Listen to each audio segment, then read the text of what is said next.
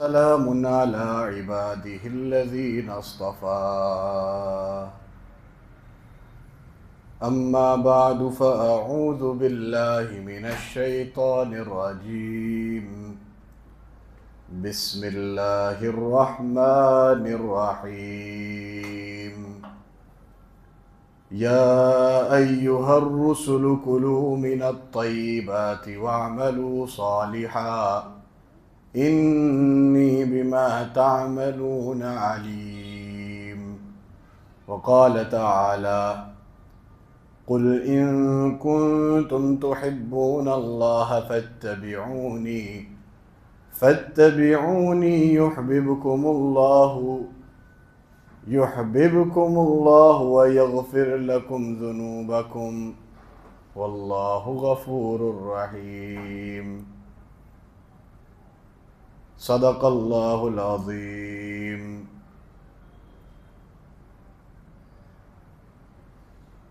ہم میں سے ہر شخص یہ بات جانتا ہے کہ دنیا اور آخرت کی کامیابی آپ صلی اللہ علیہ وسلم کے طریقوں کو فالو کرنے میں ہے۔ حضور پاک صلی اللہ علیہ وسلم نے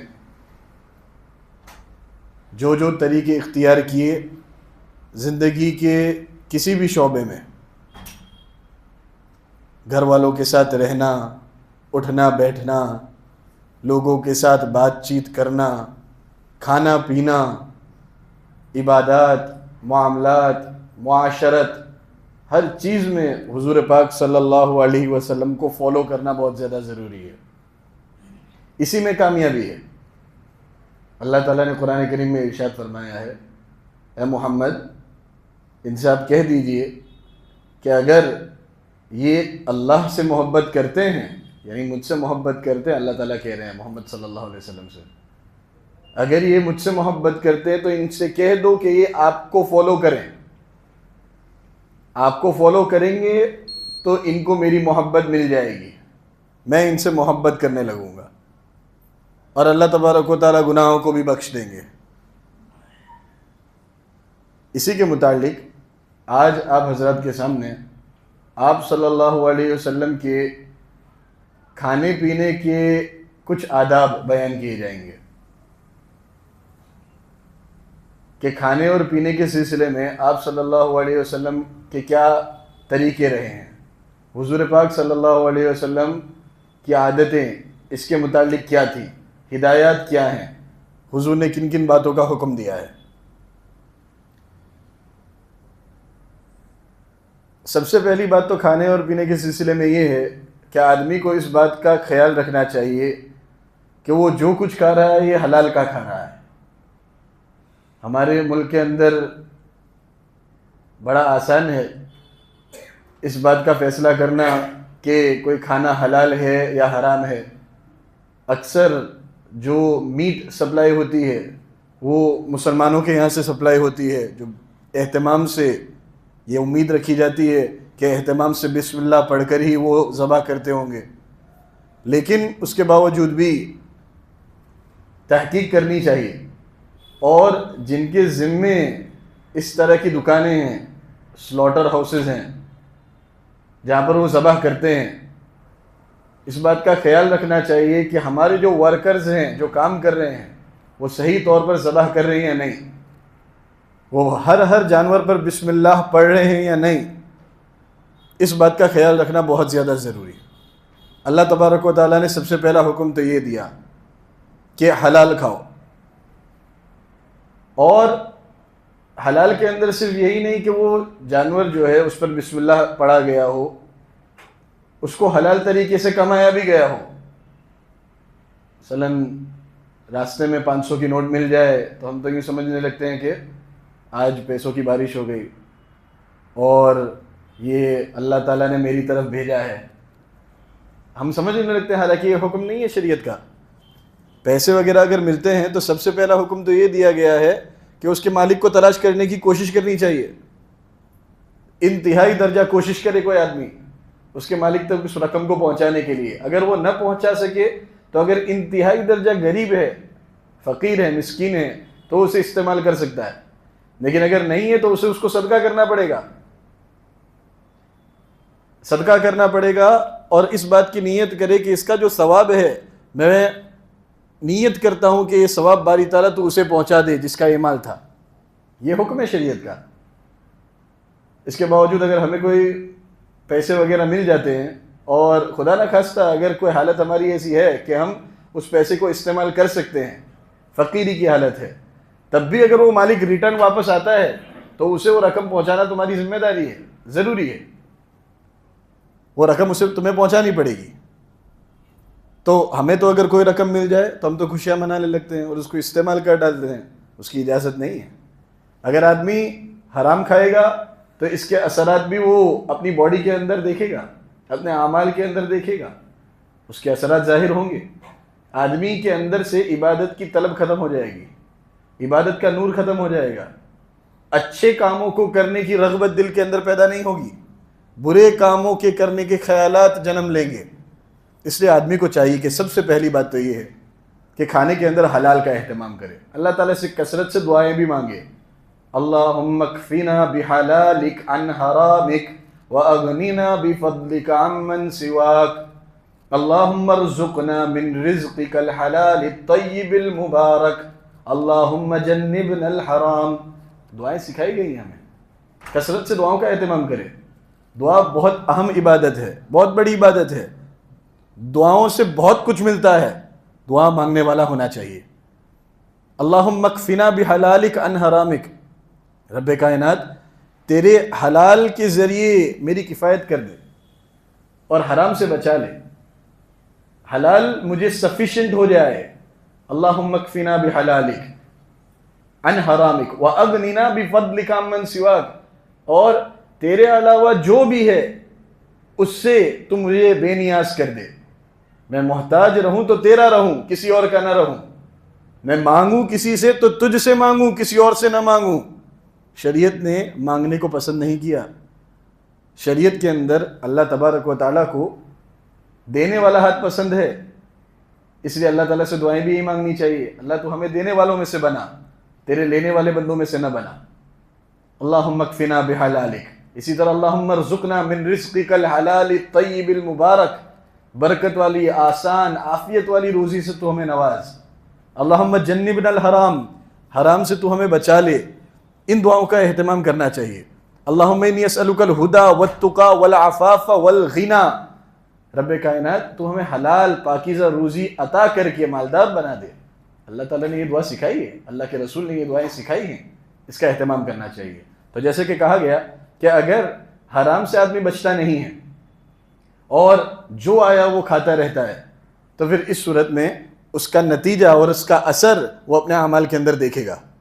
اچھی اچھی چیزیں کھاؤ، ہر لقمے پر اللہ تبارک و تعالیٰ کا شکر ادا کرو، یہ بھی حدیث میں وارد ہوا ہے۔ ایک لقمہ کھایا الحمدللہ کہا، دوسرا لقمہ کھایا الحمدللہ کہا، جی میں الحمدللہ کہا۔ زبان سے بھی کہنا ضروری نہیں ہے، آدمی دل کے اندر ہی الحمدللہ کہہ کر اللہ تعالیٰ کی تعریف بیان کرے تو یہ لقمے جو اس کے پیٹ کے اندر جا رہے ہیں اس کو عبادت پر ابھاریں گے، باقاعدہ شوق پیدا ہوگا عبادت کرنے کا، اللہ تعالیٰ سے مانگنے کا۔ ان باتوں کا اہتمام ضروری ہے۔ دوسری بات جس کا حکم دیا گیا کہ حلال کے ساتھ ساتھ طیب مال بھی کھاؤ، یا ایھا الرسل کلوا من الطیبات واعملوا صالحا، کہ حلال کی بھی قسمیں ہیں، حلال کے درجے ہیں، اس میں سے اعلیٰ درجہ حلال اور طیب۔ طیب جو گوشت ذبح کیا گیا ہے اسے سلیقے سے ذبح کیا گیا ہو، اسے سلیقے سے صاف کیا گیا ہو، طریقے سے۔ اللہ تبارک و تعالیٰ نے بندوں کو احسان سکھایا ہے، اور اللہ کے رسول نے بھی یہی تعلیم دی ہے کہ ہمارے ہر کام کے اندر احسان ہونا چاہیے۔ احسان کو ہر چیز کے اندر مد نظر رکھنا چاہیے۔ احسان یعنی کیا؟ پرفیکشن پر وہ کام ہونا چاہیے، ہر کام کرو سسٹمیٹک کرو، پرفیکشن کے ساتھ کرو۔ ذبح کرنا ہے تو سسٹم سے کرو، صفائی سے کرو۔ زندگی کے ہر پہلو میں اللہ تبارک و تعالیٰ نے ہمیں احسان کی تعلیم دی۔ تو کھانا بھی حلال ہے اور سسٹمیٹک اور اچھا کھانا ہے، اس میں فروٹس ہیں، ویجیٹیبلز ہیں، جس کے اندر نیوٹرینز ہیں، ایسی چیزوں کو کھانا ہے۔ تو وَاعْمَلُوا صَالِحًا، اللہ تعالیٰ کہہ رہے ہیں اے رسولو، یہ اللہ تعالیٰ کس کو حکم دے رہے ہیں؟ اپنے پیغمبروں کو حکم دے رہے ہیں قرآن کریم میں، اے رسولو یا ایھا الرسل کلوا من الطیبات، تم پاکیزہ کھانے کھاؤ، واعملوا صالحا، اور اچھے اچھے کام کرو۔ تو علماء تفسیر نے اس سے اخذ کیا ہے کہ اچھے کھانے کھانے کا نتیجہ یہ ہوگا کہ اس سے آدمی کو نیک عمل کرنے کی ترغیب ملے گی، رغبت ہوگی۔ اور جب یہ حکم پیغمبروں کو دیا جا رہا ہے تو جو ان کے فالوورز ہیں یعنی ہم، ان کو تو بدرجہ اولیٰ یہ حکم ہوگا، اس لیے اس بات کا سب سے پہلے خیال رکھنا ہے۔ دوسرے نمبر پر ہمیں جس چیز کو مد نظر رکھنا ہے، ان حذیفہ رضی اللہ تعالی عنہ قال قال رسول اللہ صلی اللہ علیہ وسلم ان الشیطان یستحل الطعام الا یذکر اسم اللہ علیہ۔ حضرت حذیفہ رضی اللہ تعالیٰ عنہ فرماتے ہیں کہ آپ صلی اللہ علیہ وسلم نے فرمایا کہ شیطان اس کھانے کو حلال سمجھتا ہے جس پر اللہ تعالیٰ کا نام نہ لیا جائے، تو کھانے سے پہلے سب سے پہلے بسم اللہ پڑھنا چاہیے، بسم اللہ و برکت اللہ، بسم اللہ الرحمن الرحیم۔ اس کے نتیجے میں ہوگا یہ کہ شیطان چاہ کر بھی وہ کھانا نہ کھا پائے گا۔ جس طرح ایک مسلمان حرام کھانے کو اگر سامنے رکھتے ہوئے وہ اپنا ہاتھ جیسے روکتا ہے، وہ حرام کھانے کی طرف ہاتھ نہیں بڑھاتا، تو اسی طرح جب بندہ بسم اللہ پڑھتا ہے تو اس وقت شیطان اس کھانے کی طرف ہاتھ نہیں بڑھا سکتا۔ اللہ تبارک و تعالیٰ نے یہ تاثیر رکھی ہے۔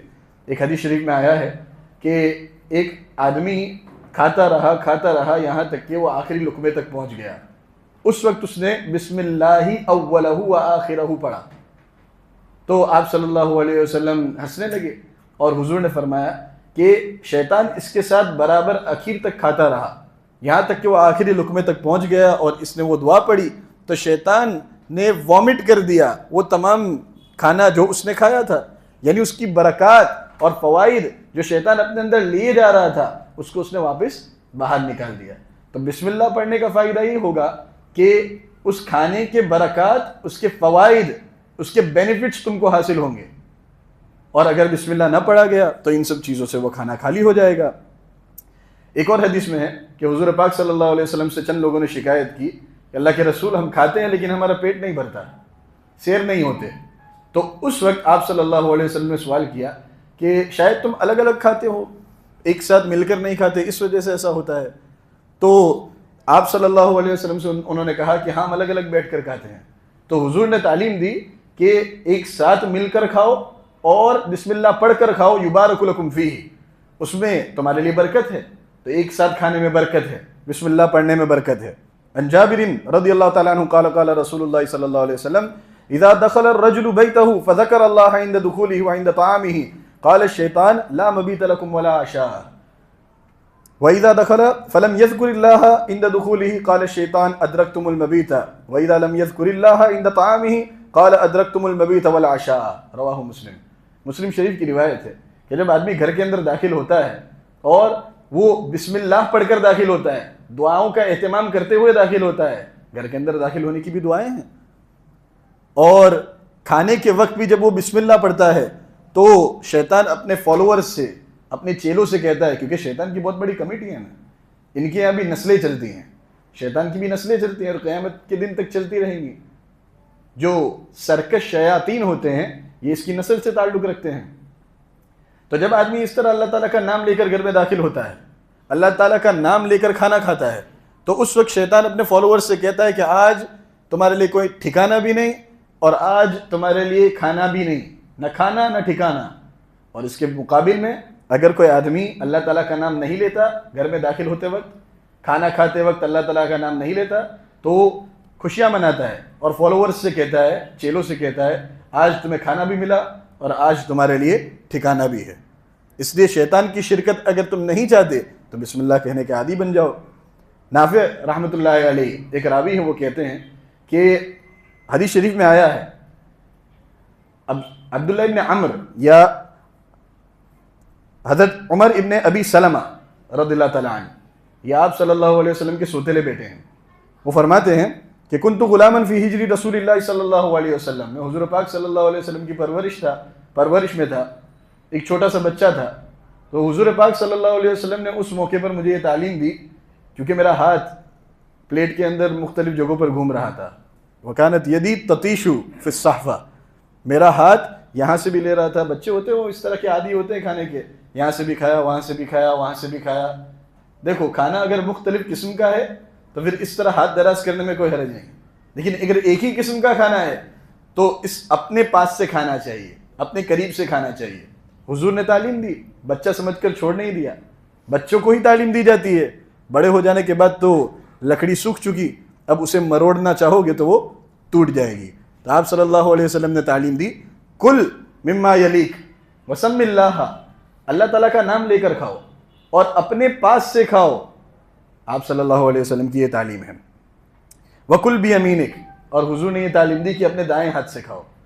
تو کھانا ہمیں دائیں ہاتھ سے ہے. نافع رحمۃ اللہ علیہ فرماتے ہیں کہ لین دین بھی ہمیں دائیں ہاتھ سے کرنی چاہیے. کوئی چیز کسی کو دو تو دائیں ہاتھ سے دو، اور کوئی چیز کسی کے پاس سے لو تو وہ بھی دائیں ہاتھ سے لو، رائٹ ہینڈ کو استعمال کرو. سوال اگر ہو کسی کو کہ لیفٹ ہینڈر کے لیے شریعت کے اندر گنجائش نہیں، بعض مرتبہ ایسا ہوتا ہے کہ نیو مسلمز جو ہوتے ہیں وہ لیفٹ ہینڈرز ہوتے ہیں، اور انہوں نے تو ہر چیز اپنے لیفٹ ہینڈ سے ہی کی ہے، بائیں ہاتھ سے ہی کی ہے. اب ان کو کہنا کہ تم کھانا شروع کر دو رائٹ ہینڈ سے اور لین دین شروع کر دو رائٹ ہینڈ سے، تو ان کے لیے بڑی دشواری ہوگی. تو اس کا جواب یہ ہے کہ کوئی دشواری نہیں ہوگی. ان کو جواب اس طرح دیا جا سکتا ہے کہ جو آدمی استنجا کرتا ہے اور استنجا کے وقت وہ اپنا دایاں ہاتھ استعمال نہیں کرتا، اپنا لیفٹ ہینڈ استعمال کرتا ہے، اگرچہ اس کے دوسرے کاموں کے لیے وہ رائٹ ہینڈر ہے، لیکن اس خاص کام کے لیے استنجا کے لیے اس نے اپنے لیفٹ ہینڈ کو استعمال کرنے کی عادت ڈال دی ہے. تو جب وہ استنجا کے لیے لیفٹ ہینڈ استعمال کر سکتا ہے اور اپنی عادت بنا سکتا ہے، تو کھانے پینے کے لیے اپنے رائٹ ہینڈ کی عادت بھی بنائی جا سکتی ہے، کھانے پینے کے لیے بھی عادت ڈالی جا سکتی ہے. ایک ادب یہ سکھایا گیا کہ جب آپ کسی کو دعوت دو تو اس وقت کھانے کو اس کی پلیٹ کے اندر انڈیل مت دو، یہ بھی کھاؤ وہ بھی کھاؤ یہ بھی کھاؤ، یہ ادب کے خلاف ہے. اس کے سامنے کھانا پریزنٹ تو کرنا چاہیے، لیکن اس کی پلیٹ کے اندر اس کو پوچھے بغیر مت ڈالا کرو. جب کہا جاتا ہے کہ بھائی اس طرح کرنا ادب کے خلاف ہے، میں اس کی خیر خواہی کر رہا ہوں، یہ جواب آتا ہے. میں اس کا بھلا چاہتا ہوں، میں چاہتا ہوں کہ وہ پیٹ بھر کر کھانا کھائے. بھائی آپ کو کیا معلوم کہ اس کی ایپیٹائٹ کیا ہے، وہ کیا چیزیں پسند کرتا ہے کیا پسند نہیں کرتا، کتنی مقدار میں وہ کھاتا ہے کتنی مقدار میں وہ نہیں کھاتا، آپ کو تو کچھ معلوم ہی نہیں ہے. اس لیے اس کے حوالے کر دو، آپ کو پریزنٹ کر کے اسے گورنا بھی نہیں ہے کہ وہ گورتے رہیں کہ کیا کرتے ہیں کیا نہیں کرتے. اپنی حالت پر چھوڑ دو، پریزنٹ کرنا آپ کا کام ہے، پھر کھائیں گے وہ اپنے اعتبار سے. بعض لوگ اس طرح ڈال دیتے ہیں پلیٹ کے اندر، بہت زیادہ مقدار کے اندر ڈالتے ہیں، اس میں ویسٹ ہوتا ہے کھانا اور طبیعت ہوتی نہیں ہے. اس کے باوجود بھی وہ میزبان کے سامنے تو مہمان کچھ کہنے والا نہیں ہے، مہمان خاموشی کے ساتھ کھاتا رہتا ہے. آپ صلی اللہ علیہ وسلم کی سنت رہی ہے، ما عاب النبی صلی اللہ علیہ وسلم طعاما قط ان اشتہاہ اکلہ والا ترکہ. حضور پاک صلی اللہ علیہ وسلم کی سنت رہی ہے کہ کبھی بھی کسی کھانے کو حضور نے کرٹیسائز نہیں کیا، یہ تیکھا ہے میٹھا ہے کھارا ہے مورا ہے جو بھی ہو، اس کے اندر نمک کم ہے نمک زیادہ ہے. محدثین نے باقاعدہ حاشیے لگائے ہیں اس حدیث پر، اور یوں کہا ہے کہ اگر کوئی یوں بھی کہتا ہے کہ اس کے اندر نمک زیادہ کم ہے تو بھی اس کے خلاف ہے. حضور پاک صلی اللہ علیہ وسلم نے کبھی بھی کسی کھانے کو کرٹیسائز نہیں کیا. اگر پسند ہوتا تو حضور کھا لیتے، اور اگر نہ پسند ہوتا تو حضور چھوڑ دیتے، لیکن کرٹیسزم نہیں کھانے کے اندر. یہ بھی ایک سنت اپنانے جیسی ہے. آپ صلی اللہ علیہ وسلم کی تو ہر ادا اپنانے جیسی ہے، حضور پاک صلی اللہ علیہ وسلم کی یہ ادا بڑی خوبصورت ہے. ایک ادب یہ بیان کیا جاتا ہے کہ جب ہم کسی کھانے کے بارے میں اسمیل کرتے ہیں، اسے سونگھتے ہیں، اس کی خوشبو اچھی آ رہی ہوتی ہے اور اسے دیکھتے ہیں تو وہ لگتا بھی بڑا ڈیلیشیس ہے، کھانا بھی دکھنے میں بھی اچھا سونگھنے میں بھی اچھا، تو ہم 1+1 کر لیتے ہیں کہ وہ ٹیسٹ بھی اس کا اچھا ہی ہوگا. ادب یہ ہے کہ تم کھانے کو تھوڑا سا پلیٹ کے اندر اتار لو اور اتار لینے کے بعد اسے چکھو، اگر پسند آئے تو اور اتارو، اور اگر نہیں تو پھر پہلے سے ہی اگر زیادہ اتار لیا اور پھر پسند نہیں آیا تو وہ ویسٹ ہوگا. اچھا جو پلیٹ کے اندر اتارا ہے اس کو پورا کرنا بھی سنت ہے، پورا کرو، جتنا لو اتنا ختم بھی کرو. Finish what you take, don't dump in the corner. تو آپ صلی اللہ علیہ وسلم اللہ تبارک و تعالیٰ نے حکم بھی یہی دیا، کلو واشربوا ولا تسرفوا، کھاؤ پیو اور اسراف مت کرو، ویسٹ مت کرو. اللہ تعالیٰ نے قرآن کریم میں حکم دیا ہے، حدیث شریف میں آیا ہے کہ تم جو چاہو وہ کھاؤ جو چاہو وہ پیو مباح چیزوں میں سے، لیکن اس وقت تک جب تک کہ ویسٹیج نہ ہو. تو طیب کھانے کی بھی عادت بنانی چاہیے. آدمی بچے کو دیکھو یہ سب آداب جو ہے نا اس پر خود بھی عمل کرنا ہے اور بچوں کو بھی تعلیم دینی ہے, یاد دلاتے رہنا ہے. بچوں کو بار بار کہنے سے ان کی دھیرے دھیرے عادتیں بن جاتی ہیں, اور سب سے پہلی بات تو خود بھی عمل کرنا ہے. تو فالو کریں گے تو بچے دیکھ کر خود بخود عمل کرتے ہو جائیں گے. لیکن جیسے کہ آپ صلی اللہ علیہ وسلم نے تعلیم سے گریز نہیں کیا, حضور پاک صلی اللہ علیہ وسلم نے چھوٹے سے بچے کو بھی تعلیم دی, عمر ابن ابی سلمہ. اسی طرح ہمیں بھی تعلیم دینی ہے. کھانے کے وقت بہت زیادہ آپشن مت رکھا کرو کہ 4-5 قسم کی مختلف قسم کی دال رکھ دی گئی ہے یا گریوی رکھ دی ہے ہر میل کے اندر. تو بچے کی کیا عادت بنے گی یا بیٹھنے والوں کی کیا عادت بنے گی کہ وہ اپنی من پسندیدہ چیزیں کھا رہے ہیں, یہاں سے بھی کھا رہے ہیں وہاں سے بھی کھا رہے ہیں, یہ پسند نہیں ہے تو وہ کھا لیا, وہ پسند نہیں تو وہ کھا لیا. آگے چل کر یہ بات ان کو نقصان پہنچائے گی, کیونکہ آگے چل کر مستقبل میں فیوچر میں جب ان کے پاس ایک ہی قسم کا کھانا رکھا جائے گا تو پھر وہ اس کو ناپسند کریں گے کہ ہمیں تو یہ نہیں چاہیے, ہمیں کچھ اور چاہیے. تو نخرے والی عادت بنے گی. اس لیے تربیت ٹریننگ یہی ہے کہ کھانا ایک ہی قسم کا رکھا کرو. کوشش یہ کرو کہ ایک ہی قسم کی ڈش ایک میل پر تیار ہو. کھانا پسند نہیں تب بھی کھاؤ, اس بات کی عادت تمہیں ڈالنی چاہیے بچوں کے اندر. ورنہ جیسے کہ باہر کے ممالک میں ہوتا ہے کہ بچے بہت زیادہ پکی بن جاتے ہیں. میں ہر ایک کی بات نہیں کر رہا, لیکن اکثر جو ہے حالت یہی ہے جہاں تک ہم نے دیکھا ہے کہ بچے بہت زیادہ پکی بن جاتے ہیں کہ ہمیں یہ پسند ہے وہ پسند نہیں ہے.